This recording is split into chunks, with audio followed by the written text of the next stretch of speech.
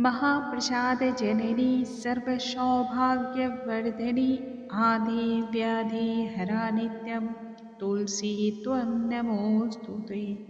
नमस्कार दोस्तों, आज के इस वीडियो में हम जानेंगे प्रतिदिन की तुलसी पूजा में किन चीज़ों का भोग लगाना चाहिए। हर घर में तुलसी जी की पूजा तो अवश्य ही होती है। जिस घर में तुलसी का पौधा होता है उस घर में संपूर्ण प्रकार के सुख का वास माना जाता है। जिस घर में तुलसी मैया विराजमान होती है वहाँ सभी तीर्थों का भी वास होता है। इसलिए तुलसी जी का पूजन प्रत्येक घर में करना चाहिए। आज के इस वीडियो में हम तुलसी जी की प्रतिदिन की पूजा से जुड़ी हुई तमाम प्रकार की जानकारी देने की कोशिश करेंगे। आइए वीडियो को हम स्टार्ट करते हैं। नमस्कार दोस्तों, कैसे हैं आप सभी। उम्मीद करती हूँ आप सभी स्वस्थ होंगे, सुरक्षित होंगे और आप सभी को उत्तम भविष्य की कामना करते हुए आज का ये वीडियो स्टार्ट करती हूँ। दोस्तों, तुलसी जी का पौधा तो प्रत्येक हिंदू घर में आपको देखने को मिल जाएगा। फिर वह घर छोटा हो, बड़ा हो, फ्लैट में रहते हो या फिर आपका बहुत बड़ा कोई बगीचा हो, लेकिन तुलसी जी का पौधा तो हर जगह विराजमान होता है। मैया तुलसी की पूजा अर्चना करने से जहाँ सुख सौभाग्य की प्राप्ति होती है वहाँ माँ लक्ष्मी का भी वास होता है। धन धान्य की आपको उन्नति प्रगति देखने को मिलती है। माँ तुलसी का पौधा जहाँ विराजमान होता है, जिस घर में विराजमान होता है, माना जाता है उस घर में कभी किसी भी प्रकार के दुख, कलह, कलेश नहीं आते हैं। यदि कोई भी मुसीबत आने वाली होती है तो सबसे पहले तुलसी जी का पौधा आपको पहले ही आगाह कर देता है, क्योंकि ऐसी मान्यता है तुलसी जी का पौधा जो होता है ना, वह संपूर्ण प्रकार की जो विपत्तियां होती हैं सबसे पहले अपने ऊपर ले लेती हैं। इसलिए आप देखते भी होंगे तुलसी जी का पौधा आप तमाम प्रकार की कोशिश करने के बावजूद भी बचा नहीं पाते हैं, वह सूख जाता है। क्यों? क्योंकि माना जाता है कि तुलसी जी का पौधा जो भी नकारात्मक ऊर्जाएं होती है ना, वह सबसे ऊपर अपने लेकर के आपको आगाह करता है, आपको बताता है और इसके साथ ही वह संपूर्ण समस्याओं को भी समाप्त करता है। जितनी भी मुसीबत होती है, दुर्घटनाएं होती हैं, उन्हें वह टाल देने का भी काम करता है। प्रतिदिन हमारे पूजा की शुरुआत भगवान सूर्य नारायण को अर्घ्य देने से होती है और उसके बाद जो सेवा की जाती है वह तुलसी मैया की सेवा। ठाकुर जी कहते हैं जिस घर में तुलसी जी की सेवा होती है उस घर की सेवा को मैं भी स्वीकार करता हूँ। इसलिए तुलसी जी की आराधना तो अवश्य करनी चाहिए। जब तुलसी जी में आप जल अर्पण करें तब आप महाप्रसाद जननी सर्व सौभाग्य वर्धनी आदि व्याधि हरा नित्यम तुलसी त्वं नमोस्तुते, इस मंत्र के द्वारा तुलसी मैया को जल अर्पण करना चाहिए। तुलसी मैया में 4 बार जल अर्पण करने का विधान है और 4 बार परिक्रमा की जाती है। 3 बार जल उनकी जड़ों में अर्पण किया जाता है और चौथी बार जो जल होता है वह संपूर्ण तुलसी जी के ऊपर से नहलाया जाता है। परिक्रमा 4 बार करने का विधान है। यदि आपके घर तुलसी जी का पौधा इस जगह रखा है जहां आपको अच्छी तरह से जगह मिलता है तो बीच में तुलसी जी का पौधा रखें और आप परिक्रमा पूर्ण करें।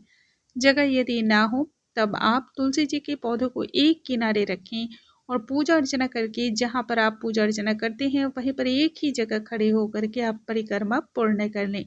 परिक्रमा 4 बार की जाती है। यदि आपको मंत्र का सही उच्चारण ना आ पाए तब ऐसे में ओम नमो भगवती वासुदेवाय मंत्र के द्वारा भी तुलसी जी में जल अर्पण आप कर सकते हैं। तुलसी जी में जल अर्पण करते समय यदि आप जल बासी रखते हैं, यदि आपके यहाँ किसी भी कारणवश ऐसा हो जो टैप का पानी आता हो या फिर सप्लाई वाटर आता हो, तो ऐसे में हम पहले से ही जल को भरकर रख लेते हैं। ऐसे में तुलसी जी को जल अर्पण करने के लिए या देवी देवताओं को जल अर्पण करने के लिए थोड़ी सी उसमें 2-4 बूंद गंगा जल मिलाकर रख लेने से वह जल बासी नहीं होता है। जिस घर में तुलसी का पौधा लगा हो उस जगह का विशेष तौर पे कुछ बातों का ध्यान रखना चाहिए। वहां पर ना तो कूड़ा कचरा और ना ही वहां पर जूती चप्पल नकारात्मक चीजें वहां पर नहीं रखनी चाहिए। इसके साथ ही कटीली झाड़ियोंदार भी पौधे वहां पर नहीं रखे जाते हैं। तुलसी जी का पौधा रखने के लिए सबसे उत्तम दिशा ईशान कोण मानी जाती है और उसके अलावा आप चाहें तो उत्तर दिशा या फिर पूर्व दिशा में भी तुलसी के पौधे को लगा सकते हैं।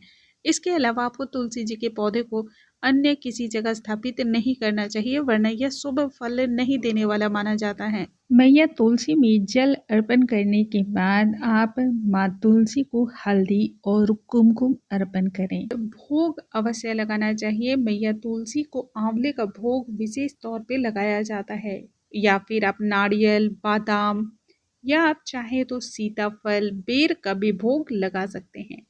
यह सभी चीजें जो है ना मैया तुलसी को अत्यधिक प्रिय मानी जाती हैं। पंचामृत का भोग भी मैया तुलसी को अत्यधिक प्रिय माना जाता है। आप तुलसी जी भी इस प्रकार से भोग लगाएं। उसके पश्चात धूप दीप अर्पण करें। तुलसी जी की पूजा करने के पश्चात तुलसी जी की जो जड़ की मिट्टी होती है उसे अपने मस्तक पर लगाना अनंत प्रकार के पुण्यों को देने वाला माना जाता है। इससे आपके संपूर्ण प्रकार के पाप भी नाश होते हैं।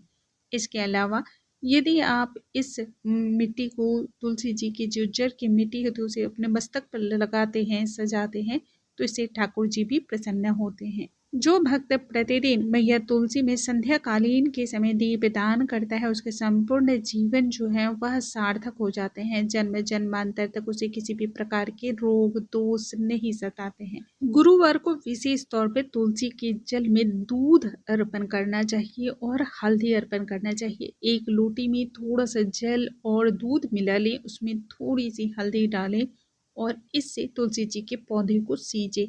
ऐसा करने से मैया तुलसी बहुत अधिक प्रसन्न होती हैं। इससे ठाकुर जी भी प्रसन्न होते हैं। मैया तुलसी में जो दीपदान किया जाता है उसके लिए समय आपको ध्यान रखने की बहुत ज़्यादा आवश्यकता है। 5 बजे से लेकर के संध्या कालीन में 7 बजे के बीच में ही आपको दीपक प्रज्वलित करना चाहिए। बहुत ज़्यादा रात्रि होने पर 7 बजे के बाद दीपक प्रज्वलित करना शुभ नहीं माना जाता है, क्योंकि पेड़ पौधे विश्राम की अवस्था में चले जाते हैं।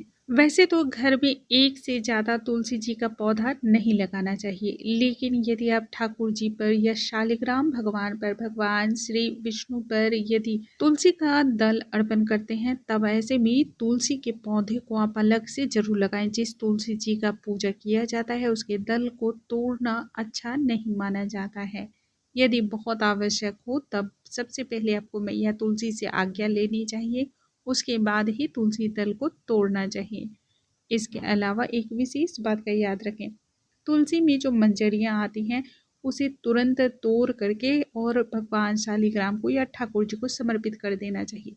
ऐसा माना जाता है कि जो मंजरियाँ आती हैं वह तुलसी जी को, तुलसी मैया को पीड़ा पहुँचाती हैं और ठाकुर जी से प्रसन्न भी होते हैं। तो इस प्रकार से आप अपने घर की तुलसी मैया की प्रतिदिन की पूजा अर्चना करें यदि, तो घर में शुभता ही शुभता आती है, घर का कल्याण होता है। दोस्तों, मुझे उम्मीद है आज की ये जानकारी आप सभी को बहुत अधिक पसंद आई होगी। जानकारी थोड़ी सी भी हेल्पफुल लगती हो तो वीडियो को लाइक शेयर सब्सक्राइब करना बिल्कुल ना भूलें। अगले वीडियो में नई जानकारी के साथ हम फिर से मिलेंगे, तब तक के लिए नमस्कार दोस्तों।